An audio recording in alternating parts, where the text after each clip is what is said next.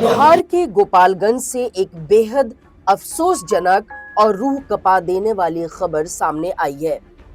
उचका गांव थाना क्षेत्र के अरना बाजार में मौजूद मस्जिद के इमाम की खून से लथपथ लाश मस्जिद के बाहर मिलने से पूरे इलाके में सनसनी और दहशत का माहौल है।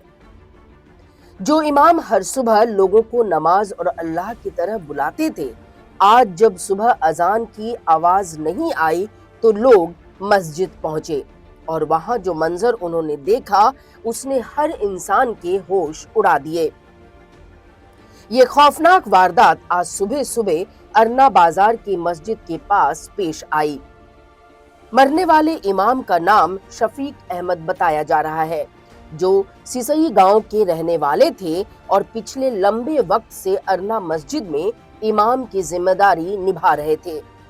मकामी लोगों के मुताबिक इमाम शफीक अहमद इतवार की रात रोजाना की तरह खाना खाकर सोने गए थे, लेकिन आज सुबह जब फजर की अजान का वक्त गुजर गया और मस्जिद से अजान की आवाज नहीं आई तो मकामी नमाजी और अकीदतमंद फिक्रमंद होकर मस्जिद पहुंचे। मस्जिद के बाहर पहुंचते ही लोगों ने देखा कि इमाम की लाश जमीन पर खून से लथपथ पड़ी थी। उनका कत्ल किसी तेज धारदार हथियार से बड़ी ही बेरहमी के साथ की गई थी। इस दर्दनाक वारदात की खबर आग की तरह फैल गई और देखते ही देखते अरना बाजार में हजारों लोगों की भीड़ जमा हो गई।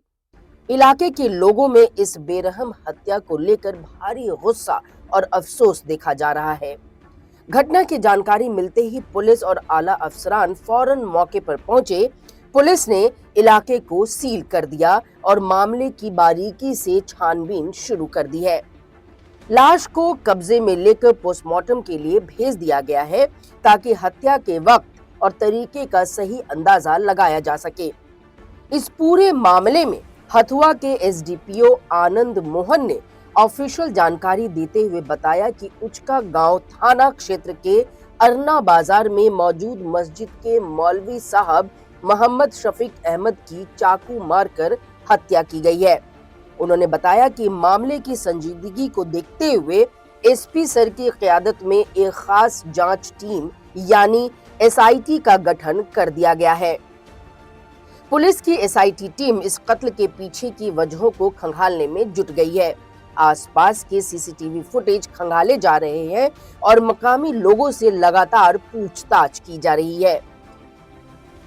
एसडीपीओ ने भरोसा दिलाया है कि जल्द ही इस संगीन वारदात का पर्दाफाश किया जाएगा और कातिलों को गिरफ्तार कर सलाखों के पीछे भेजा जाएगा।